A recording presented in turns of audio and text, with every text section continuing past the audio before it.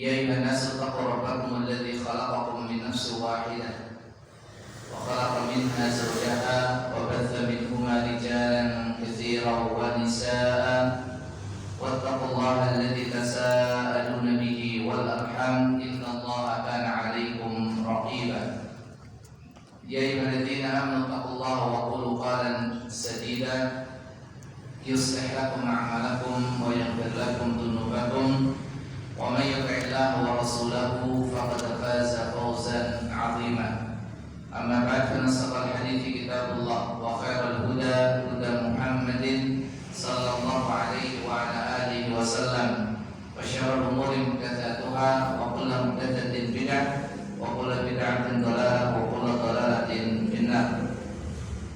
Masyarul muslimin wal muslimat rahimani Allah wa iyyakum jami'an.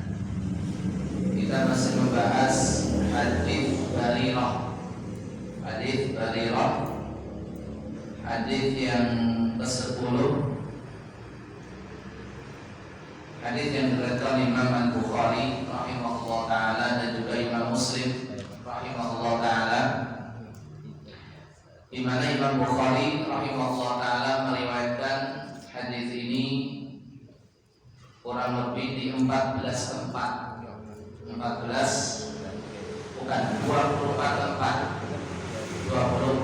tempat di dalam kitab sahihnya.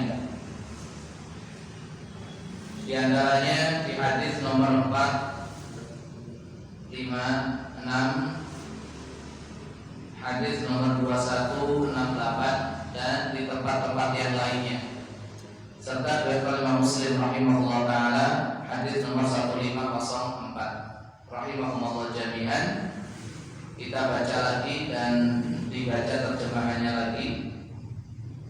An Aisyah radhiyallahu anha qalat ja'atni Bariratu faqalat katabtu ahli ala 9 awaqid fi kulli 'amin uqiyatun fa'inini faqultu in ahabba ahluki an a'uddaha lahum wa yakun wala'u li fa'altu fadhahabat Bariratu ila ahliha faqalat lahum fa'abaw 'alayha faja'at min 'indihim wa Rasulullah sallallahu alaihi wasallam jalisun faqalat inni qad aradtu dhalika 'alaihim fa'abaw illa an yakuna al-wala'u lahum. Fasami'a an-nabiy sallallahu alaihi wasallam fa akhbarat Aisyah an-nabiy sallallahu alaihi wasallam faqala khudhiha washtariti lahumul wala' fa innamal wala'u liman a'taqa. Fa fa'alat Aisyah thumma qala Rasulullah sallallahu alaihi wasallam fin nas fahamidallaha wa athna alaihi thumma qala amma ba'du ma balu rijalin yashtarituna syurutan laysa fi kitabillahi azza wa jalla ma kana min syartin laysa fi kitabillahi fahuwa batil wa in kana mi'ata syartin qada'ullahi ahaq wa syartullahi awthaq wa innal wala'a liman ahtaq. Muttafaqun alaih. Wa lafdhu lil Bukhari wa inda Muslimin qala ishtariha wa a'tiqiha washtariti lahumul wala'. Dari Aisyah radhiyallahu anha berkata, Barirah datang kepadaku seraya berkata, aku telah bermukatabah dengan majikanku sebesar 9 uqiyah, setiap tahun 1 uqiyah, maka tolonglah aku. Aku berkata, jika majikanmu bersedia aku membayar padanya dengan syarat balaknya, harta warisan bagi yang memperdekakan budak nanti untukku, maka aku akan menolongmu. Kemudian Barirah menghadap majikannya dan mengungkapkan hal itu. Namun majikannya menolak. Ia datang lagi sewaktu Rasulullah SAW sedang duduk. Lalu ia berkata, aku telah menyampaikan kepadanya, tetapi ia menolak kecuali jika wala itu tetap miliknya. Nabi SAW mendengar dari Aisyah memberitahukan hal itu kepada Nabi. Lalu beliau bersabda, ambillah dan berilah persyaratan wala itu padanya, sebab wala itu hanya bagi orang yang memerdekakan. Lalu Aisyah melakukan hal itu. Kemudian Rasulullah SAW berdiri di hadapan orang-orang,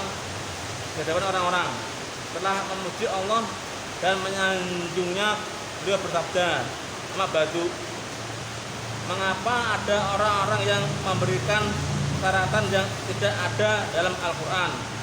Setiap syarat yang telah tercantum dalam Al-Quran adalah batil. Walau 100 syarat ketetapan Allah itu hak dan syarat yang dikatakan Allah itu kuat, dan wala itu hanya bagi orang yang memerdekakan." Mustaqil alaih, dan lafaznya menurut riwayat Bukhari. Sedangkan menurut riwayat Muslim, belilah dan merdekakanlah dan berilah syaratan wala padanya. Barakallahu fiikum wa jazakumullahu khairan. Diriwayatkan dari Aisyah radhiyallahu anha, beliau bercerita, Barirah datang kepadaku lantas berkata, aku mengadakan akad mukatabah dengan tuanku dengan pembayaran 9 uqiyah yang aku bayarkan selama 9 tahun. Setiap tahun aku membayar 1 uqiyah. Maka sudilah kiranya Anda membantuku. Kemarin kita sampai di sini, ya, yaitu tentang bolehnya akad mukatabah, akad antara budak dengan tuannya untuk memerdekakan diri dengan kompensasi pembayaran yang disepakati. Ini. Kemudian faedah yang berikutnya, bolehnya meminta tolong. Kemarin membuka donasi, ya, buka bantuan siapa yang mau bantu, dan ini diperbolehkan selama itu dibutuhkan dan segera ditutup kalau sudah terpenuhi. Ini kita sampai di sini kemarin. Fakultu, jawab Aisyah radhiyallahu anha ketika dimintai bantuan oleh Barirah, karena Barirah sudah lama melayani Aisyah radhiyallahu anha. Maka jawabannya, in ahabba ahluki an a'uddaha lahum wa yakunu wala ukili fa'alku. Jikalau tuanmu itu mau, setuju, aku akan membayar untuk mereka secara cash. Aku bayarkan kontan, ya, nyicil, dan nyicil. Tapi dengan syarat walakmu untukku. Walakmu untukku. Walak itu kemarin apa? Warisan, ya. Yaitu apa? Hukum waris. Ketika seorang budak atau bekas budak meninggal dunia, kemudian tidak meninggalkan ahli waris, maka harta peninggalannya itu diambil atau diberikan kepada yang memerdekakannya. Itu namanya walak. Jadi Aisyah radhiyallahu anha mau membantu Barirah, tapi dengan catatan walaknya itu diberikan kepada beliau radhiyallahu anha. Fa'altu, maka aku akan lakukan itu. Bapak Ibu hadirin hadirat rahimani Allah wa ikum jami'an, ada 2 faedah penting dari jawaban Ummul Mukminin Aisyah radhiyallahu anha. Yang pertama adalah ada tiga faedah. Yang pertama, kedermawanan Aisyah radhiyallahu anha, di mana beliau ketika diminta tolong oleh Barirah dan beliau mampu, maka beliau membantu. Ini bentuk kedermawanan beliau radhiyallahu anhu. Suka menolong, suka membantu, suka meringankan beban orang lain. Dan ini bukan hanya sekali itu saja. Kita teringat dengan kisah seorang pengemis yang membawa 2 orang putrinya datang kepada Aisyah radhiyallahu anha minta makan. Ternyata di rumah tidak ada makanan, cuma ada 3 butir korma. Akhirnya dibagi satu-satu. Kedua putrinya memakan habis 1 butir korma yang mereka punya. Ibunya mau makan bagiannya tidak tega karena melihat putrinya ternyata masih lapar. Dibagi 2 itu korma dikasihkan kepada kedua putrinya. Padahal masya Allah di rumah tidak ada makanan apa-apa kecuali 3 butir korma yang mungkin akan dimakan oleh Ummul Mukminin Aisyah radhiyallahu anha, dikasihkan sama pengemis. Bahkan saat beliau berpuasa, beliau punya duit, punya uang.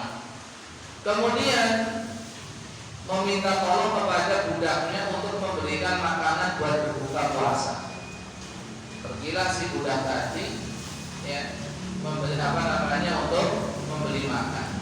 Ketika sudah pulang, waktu buka belum tiba, datang pengemis. Gak ada makanan kecuali makanan yang baru tadi dibeli sama si budak. Akhirnya apa? Disuruhlah si budak tadi untuk memberikan makanan yang tadinya untuk berbuka puasa kepada pengemis tersebut. Budaknya heran, ini kan makanan untuk buka, jenengan mau dikasihkan sama pengemis, sudah kasihkan saja. Masya Allah, Allah Maha Pengasih lagi Maha Pemurah. Begitu waktu buka tiba, ada orang untuk pintu nganterin makanan. Bukan yang betapa cepatnya Allah Subhanahu Wa Taala membalas kebaikan. Dermawannya Masya Allah Ummul Mukminin Aisyah radhiyallahu anha. Kemudian faedah yang kedua adalah bahwa bukan termasuk syarat akad mukatabah pembayaran dengan cara angsuran. Memang hukum asal yang namanya akad mukatabah itu untuk pembayarannya itu diangsur. Kenapa diangsur? Hukum asal akad mukatabah yaitu akad antara budak dan tuannya untuk memerdekakan diri dengan pembayaran nominal yang disepakati. Itu hukum asalnya pembayarannya diangsur. Untuk meringankan si budak, karena seorang budak nggak punya duit, makanya diangsur. Ini dalam rangka meringankan si budak tadi. Tapi ini bukan syarat. Kalau seandainya si budak tadi ya punya pekerjaan tetap, kemudian gajinya banyak, mau dibayar sekaligus ya silakan. Makanya di sini Ummul Mukminin Aisyah radhiyallahu anha ingin membayar pemerdekakan Barirah sekaligus dibayarkan kepada tuannya. Jadi boleh saja. Oleh karena itu ini turunannya.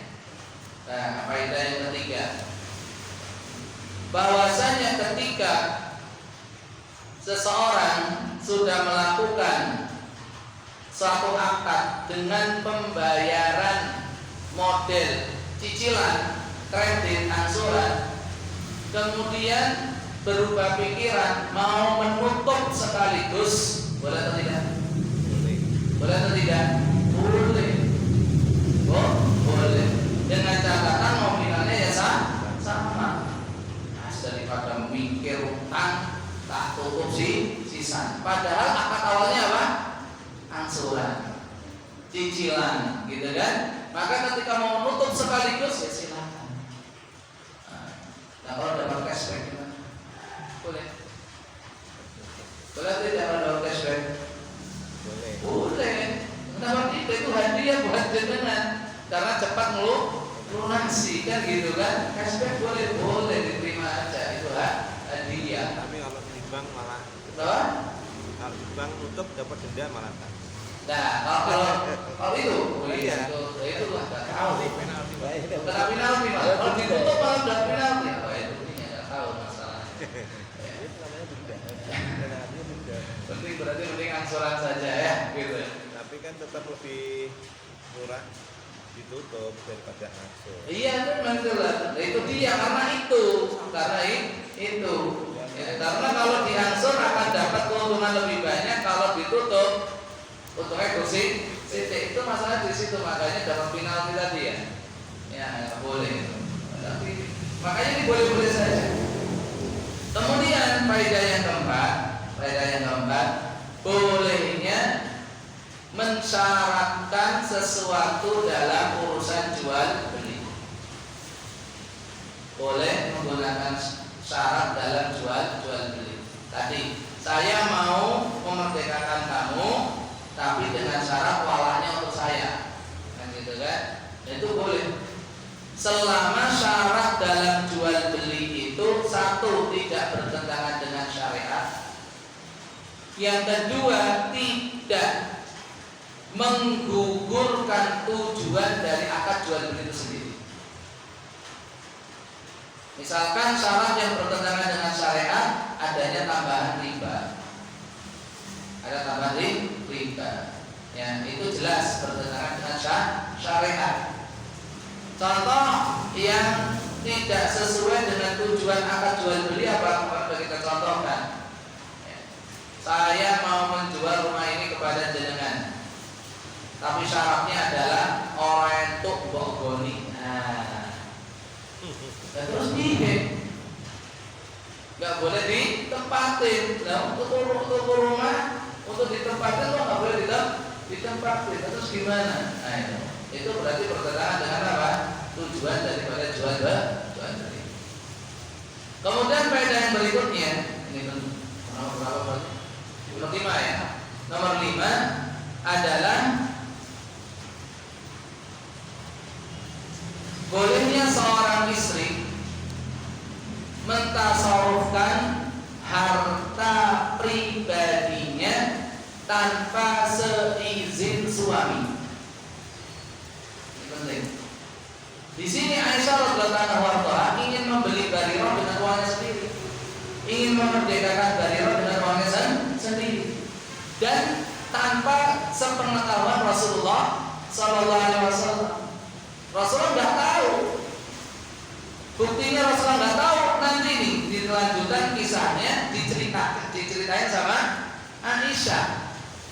Ya, Aisyah cerita sama Rasulullah SAW. Ceritanya gini, gitu lah. Makanya seorang istri yang punya harta, yang punya duit, punya uang, kemudian dia menggunakannya tanpa seizin suami, jenengan selaku suami jangan marah. Jangan marah. Oh itu uangnya dia kok. Ya kan? Cuma ini loh. Cuma lumrah ya.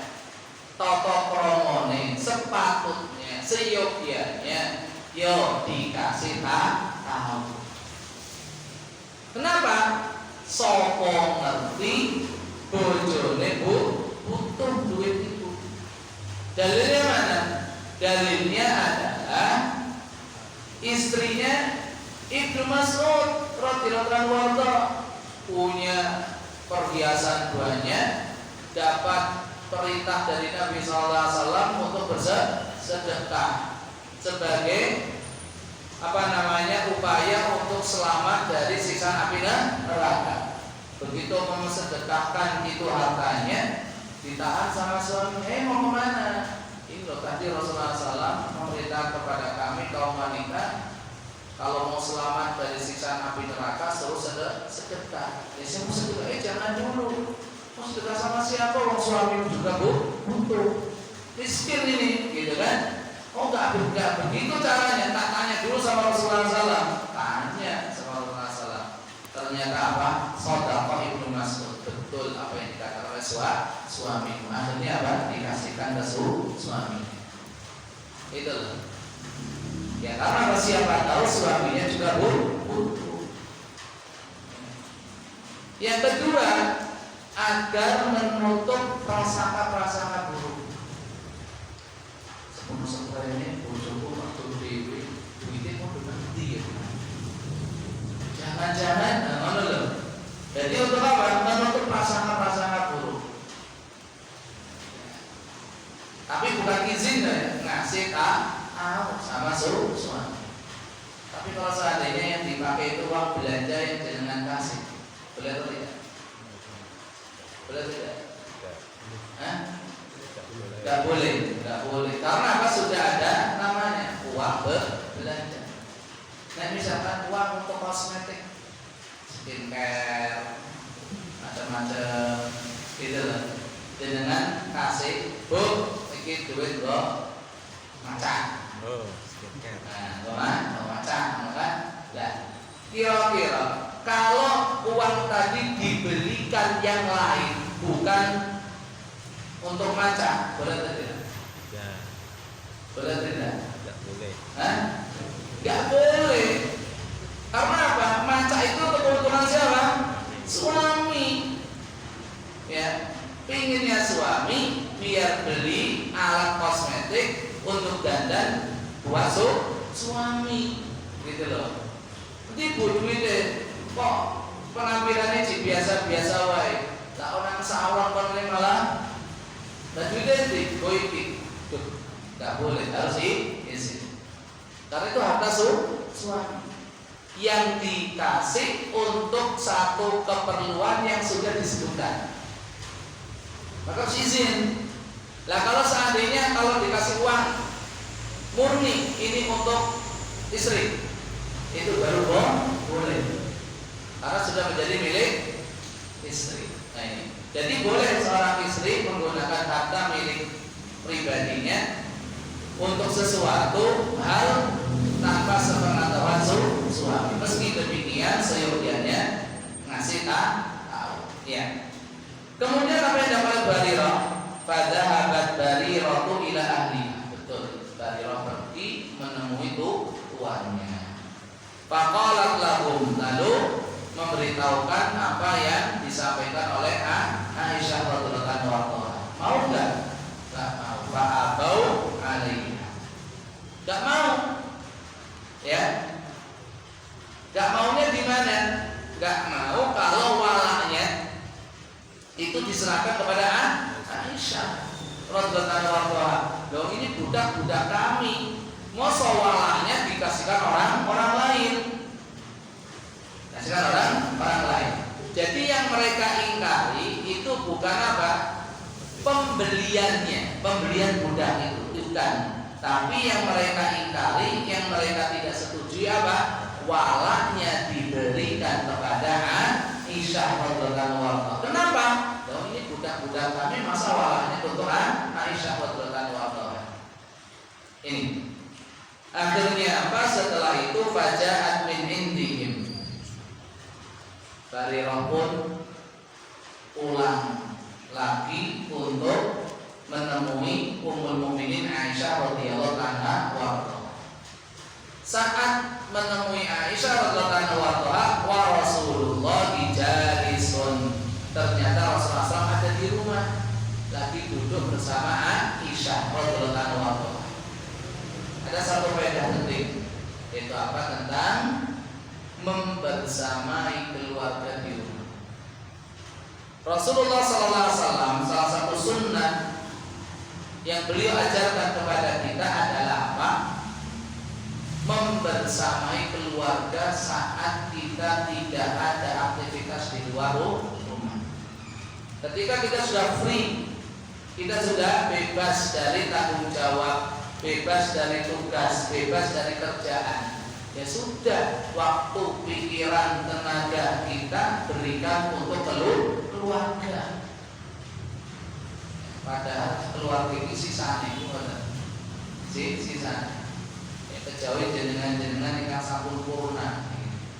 Makanya bagi yang sudah purna nih, ya, wis tahunan, puluhan tahun ya. Ninggal anak bojo, wis pensiun yo ditinggal meneh bojo. Ngono apa itu? Ya, dibersamai ya keluarganya dibersamai. Karena apa? Terkadang nyuwun sewu, nyuwun ngapunten saya. Ketika setelah pensiun dia tetap wae ngopo golek hobi. Ya, golek aktivitas lain, kesibukan lain, dia tetap wae kerja, orang kerja, pensiun orang pensiun podo wae ninggal keluarga. Ini kadang nyuwun sewu. Sebuah catatan bagi teman-teman yang sudah pensiun. Masa kita dipikirkan sekian puluh tahun ya, siang gak pernah ketemu sama keluarga, kan gitu kan, ketemunya malam hari mereka sudah capek, sudah lelah, mau diajak ngobrol, sudah kelipuk tidur, kan gitu kan, sudah kecapean, kelelahan. Nah, ini justru waktu yang pas untuk membersamai keluarga. Karena ada sebagian orang setelah pensiun itu tadi cari kegiatan, cari kesibukan, sing hobi pit-pitan lah, saben dino, ya, sing hobi touring lah, kalau kanca-kancane yo mancing lah, macam-macam wis. Ya Allah ya Rabbi gitu loh ya. Jangan bersamai keluarga. Rasulullah SAW ketika tidak beraktivitas di luar rumah, ya, apa yang beliau lakukan di rumah? Pernah Aisyah radhiyallahu anha itu ditanya, Rasulullah SAW kalau di rumah ngapain saja? Jawabannya, kana fi mihnati ahlihi. Beliau kalau di rumah bantu pekerjaan istri. Pengapunten, suami yang suka nyapu, suka mencuci, suka bantu istri, itu bukan suami takut istri, tapi suami sayang istri. Ada sih orangnya dipoyoki, gitu, dipoyoki. Ya Allah mas jenengan orangnya ajine babar blas, karo bojone kalah, dikon nyapu, nggih, dikon isa-isa, sedikon jauh, nggih, kon mangkat nang pasar, mangkat. Lah aku yo wedi men karo bojoku kok masak, ya. Seorang suami yang suka membantu istri di rumah berarti dia mengikuti sunnah Nabi. Berarti dia sudah ngaji. Tuh, ya. Berarti dia sudah ngaji sehingga tahu sunnah Nabi. Tapi sesuatu di rumah membantu istrinya. Jangan sampai aku kesel nanggung kok. Ya. Ya geni sampean ngopo-ngopo. Kok ngurusi rumah kowe ora beres. Ya Allah Pak, taufiq dengan sehari saja. Saat istri sakit, ayo wis. Istri sakit. Sing tabungan alitan, meskipun kabel-kabel wis ora sakit. Kudu liwat, gitu. Kudu umba-umba, kudu isa-isa, lagi kudu gawe lawuh, goreng tempe, gitu. Goreng ayam, siji nangis, siji jalur di bulan, semua terawat. Sehari saja sudah menggantikan tugas istri, sahabat dengan gitu. Makanya yang namanya ibu jadi ora entuk ora, sing jenenge simbok entuk ora.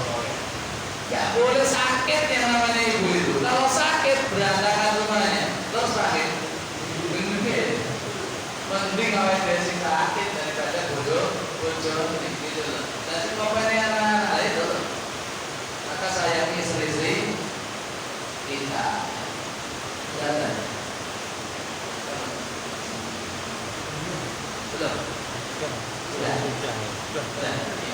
kita sholat dulu.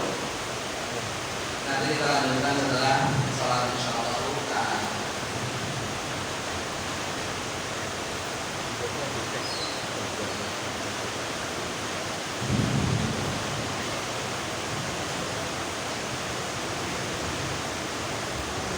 Assalamualaikum warahmatullahi wabarakatuh.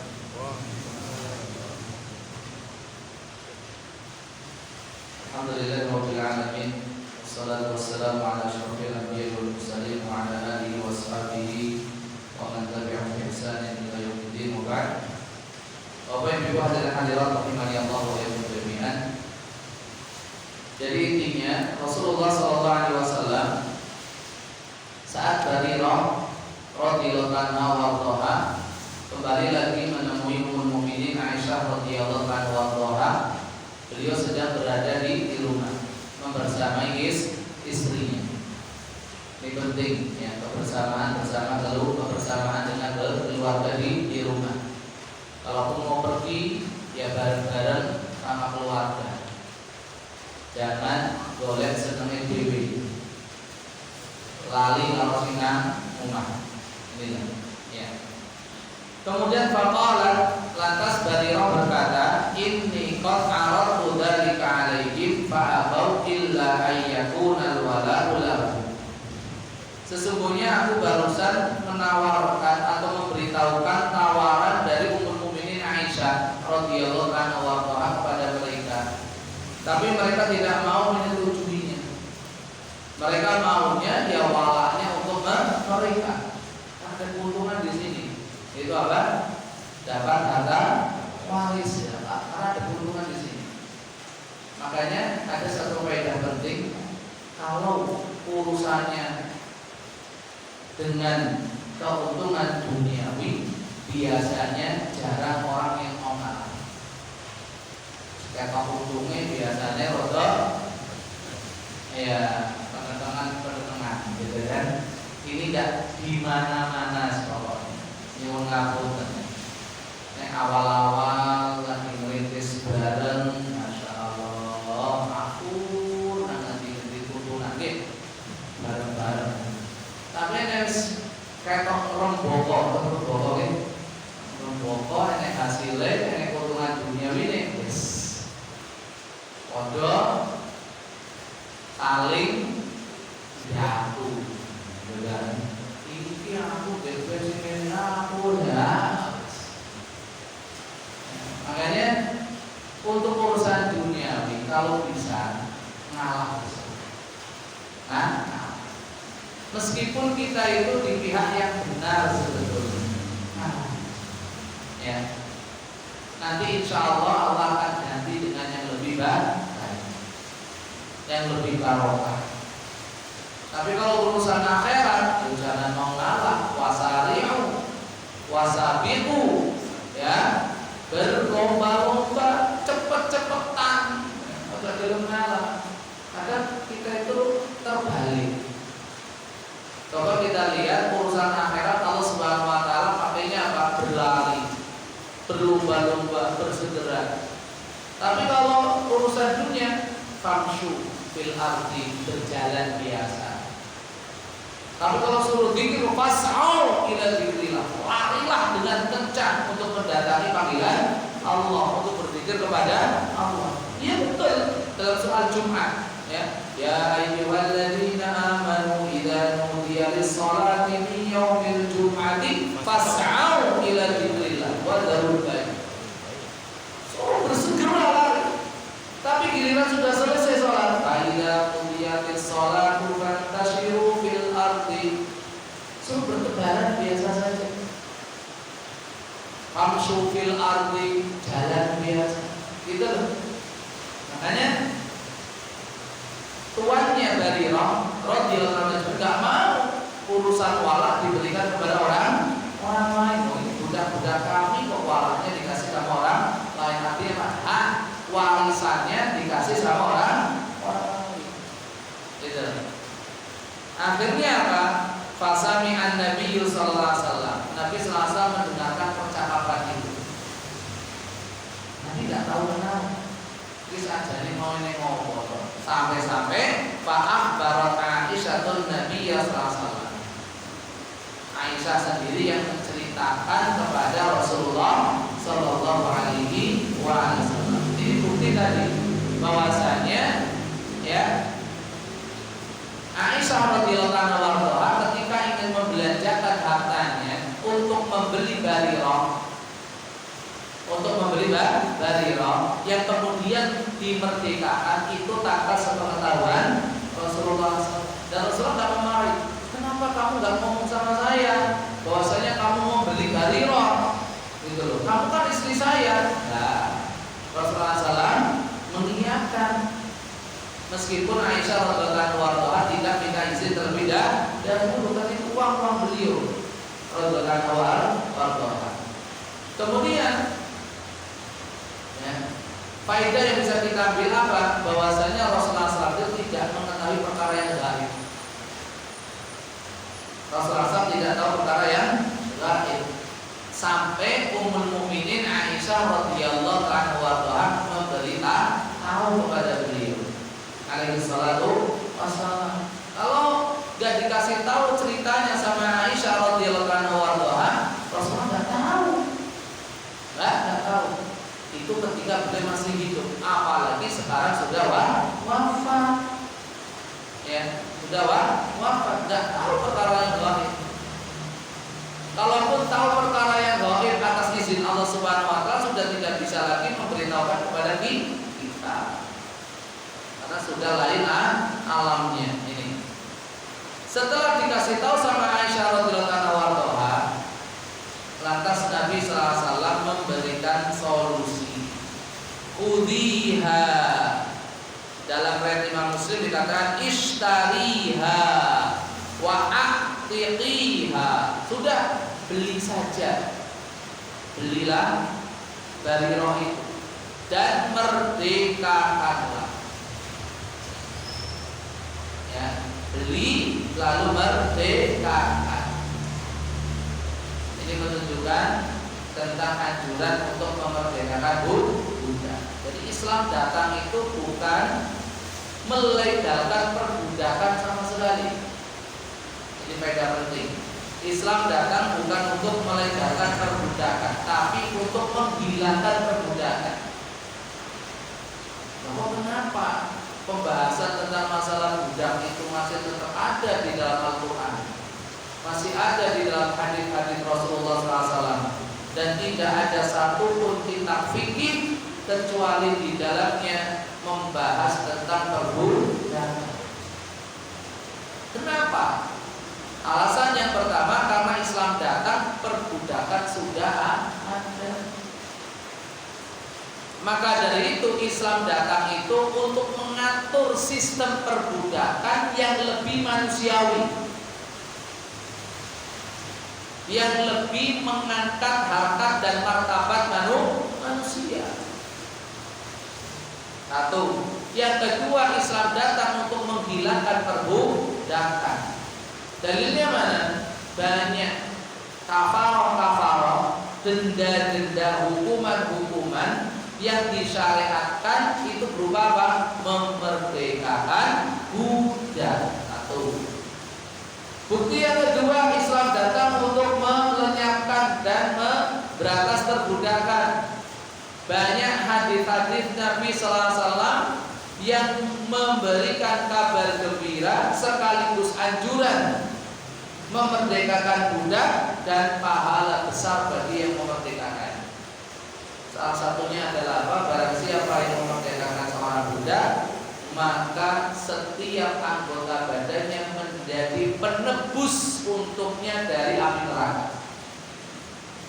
Jadi orang yang memerdekakan budak akan terbebas dari api neraka, selamat dari siksaan neraka. Itu yang kedua, bukti yang kedua. Ya, bukti yang kedua. Bukti yang ketiga.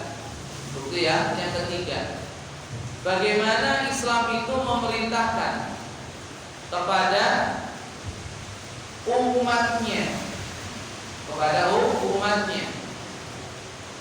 dalam masalah perbudakan. Bukti bahwa Islam itu ingin memberantas perbudakan. Bahwa di dalam pertempuran, kalau dulu ya, langsung dijadikan budak ketika mendapatkan tawanan perang. Tapi Islam ketika umatnya menang dalam peperangan, mendapatkan tawanan perang, tidak langsung dijadikan sebagai budak. Akan ada yang dibebaskan tanpa syarat, dibebaskan dengan tebusan, dibebaskan dengan apa? Dengan tukar-menukar tawanan, tidak langsung dijadikan budak. Itu alternatif terakhir. Kemudian kenapa kok masih ada pembahasan perbudakan di dalam Islam? Karena sistem perbudakan masih tetap ada, meskipun secara hukum internasional sudah dihapuskan. Masih ada beberapa tempat yang masih menggunakan perbudakan, masih ada. Demikian juga sebagai isyarat akhir zaman nanti bahwa Islam akan menang, dan di saat Islam menang mendapatkan tawanan perang, salah satu pilihan bagi tawanan perang adalah diperbudak. Kemudian ikhwatul Islam wa rahimani Allah wa iyyakum jami'an, Nabi sallallahu alaihi wasallam memerintahkan ambillah, artinya belilah dan merdekakanlah, dan syaratkanlah untuk mereka walanya. Artinya walanya saya minta wastariti lahum al-wala. Fa innamal wala liman aqtaqa. Karena namanya wala itu milik orang yang memerdekakan. Jadi ini kaidah ini. Al-wala liman aqtaqa. Kaidahnya apa? Penetapan kaidah al-wala liman aqtaqa. Bahwa hak wala itu diberikan kepada orang yang memerdekakan, bukan orang yang punya budak. Lantas fa'alat Aisyah pun melaksanakan apa yang disarankan Rasulullah SAW.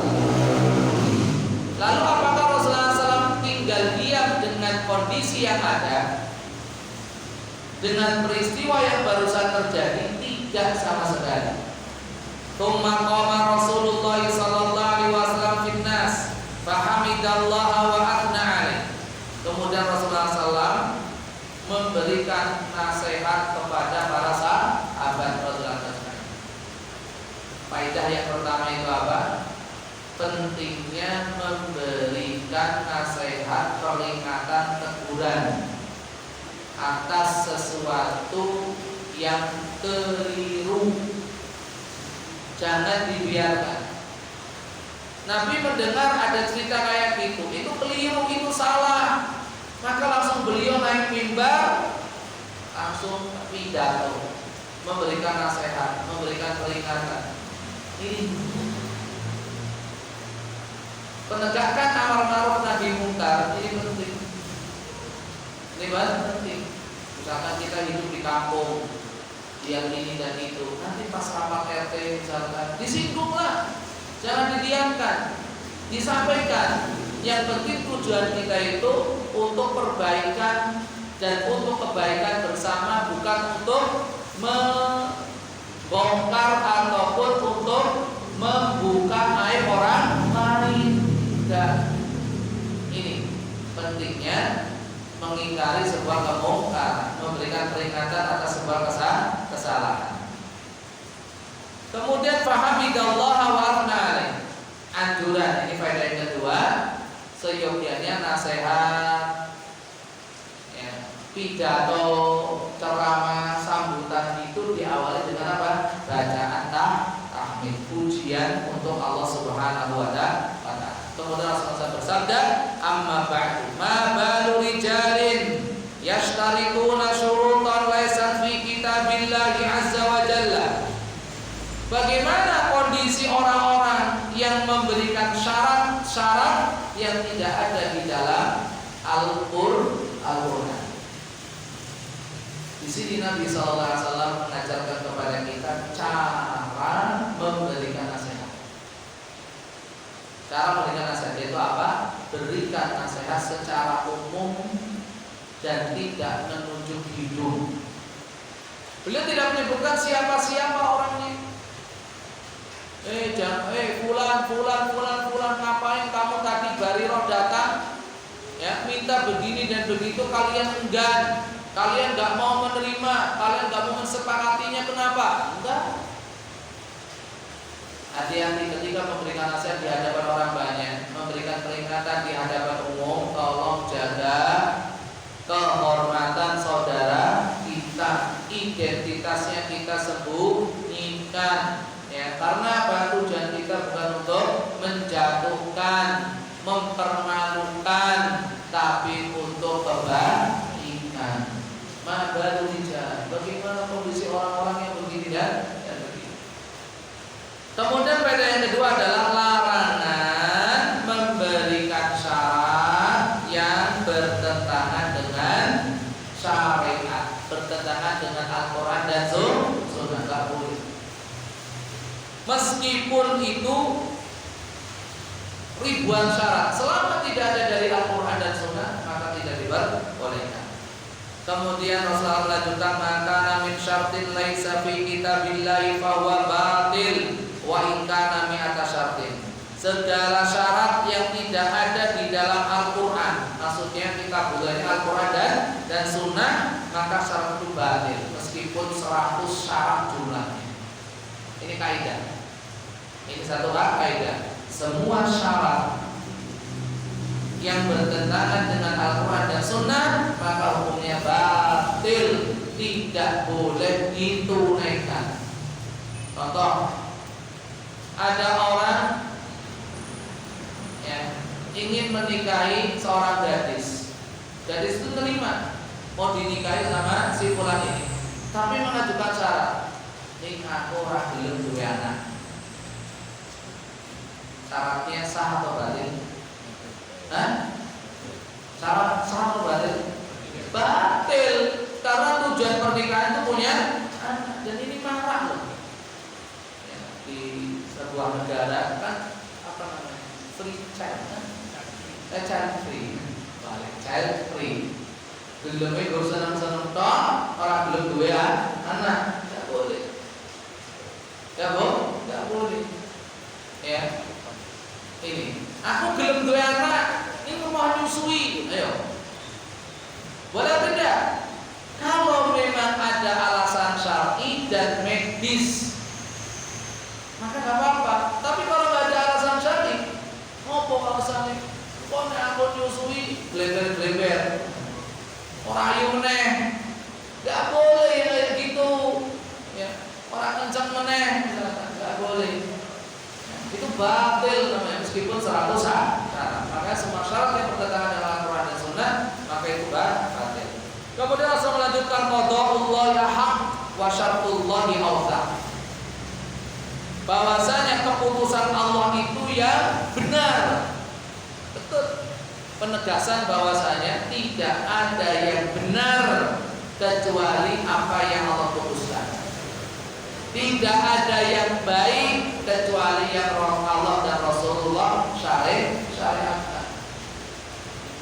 Meskipun seseorang mengaku sebagai profesor, doktor ini dan sebagainya, punya ilmu segudang, wawasannya luas, ya, pendidikannya kemana-mana, tetap yang benar adalah apa yang datangnya dari Allah dan yang diajarkan Rasulullah SAW. Al-haqqu min rabbik fala takunanna minal mumtarin. Kebenaran itu datangnya dari Tuhanmu dan kamu jangan ragu-ragu.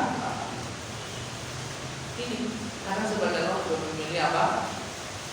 Jalan pikirannya, pendapatnya, keilmuannya, ya, teori-teorinya, meninggalkan apa yang Allah syariatkan, apa yang Rasulullah ajarkan ini.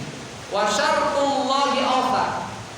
Dan syarat yang Allah berikan itu lebih kuat. Gak ada syarat yang lebih kuat, gak ada syarat yang lebih baik dibandingkan dengan apa yang Allah syaratkan dan Rasulullah SAW syaratkan.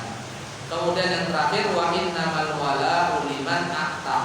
Dan diberikan bagi orang yang memerdekakan. Jadi intinya di sini adalah apa? Batalnya syarat-syarat yang tidak sesuai dengan Al-Quran dan Sunnah Rasulullah Sallallahu Alaihi Wasallam. Makanya apapun syarat yang diajukan dalam akad jual beli, maka kita tengok terlebih dahulu, kita lihat terlebih dahulu, kita cek terlebih dahulu, ini bertentangan dengan syariat Allah dan Sunnah Rasulullah SAW atau tidak. Yang kedua, apakah ini bertentangan dengan tujuan dari akad tersebut atau tidak? Kalau bertentangan dengan tujuan dari akad tersebut, maka nggak boleh. Contoh akad ijarah. Akad ijarah itu apa? Akad kerja. Akad kerja. Ya. Ada orang lamar kerja ke tempat kita, kemudian kita terima. Saya terima jenengan kerja di tempat saya, tapi dengan syarat orang itu jalur upah. Boleh apa nggak syaratnya gitu? Tidak boleh. Atau ya, Anda boleh, jenengan boleh kerja di tempat saya, tapi wayai sholat rento sholat. Boleh atau tidak? Tidak boleh. Meskipun sekali lagi itu tetap nggak boleh. Nggak, karena apa? Yang pertama bertentangan dengan tujuan akad kerja tadi, yang kedua bertentangan dengan syariat Allah Subhanahu wa Ta'ala. Jadi tujuannya dua tadi. Apapun akadnya, ketika ada syarat yang diajukan, cek syariat Allah, cek sunnah Rasulullah. Bertentangan enggak? Cek tujuan dari akad tersebut apa. Kalau menyelisih, maka tidak perlu dilaksanakan. Tapi kan sudah syarat, ini sudah akad ini. Ya, betul. Al-muslimuna ala syurutihim. Orang Islam itu harus berbuat dengan syaratnya. Tapi karena syarat itu bertentangan dengan syariat atau bertentangan dengan tujuan akad, maka menjadi batil adanya. Ya, itu saja yang bisa kita bahas, kita kaji pada kesempatan malam ini. Semoga bermanfaat, khususnya untuk diri kami pribadi, umumnya kebanyakan dengan kami. Mohon maaf atas segala kekurangan, kebenaran semata dari Allah Subhanahu Wa Taala. Kesalahan kekurangan berasal dari pemahaman pribadi saya. Semoga Allah Subhanahu Wa Taala mengampuninya dan sekiranya hadirin hadirat semua untuk memaafkannya. Aku qouli hadza subhanakallahumma wa bihamdika asyhadu an la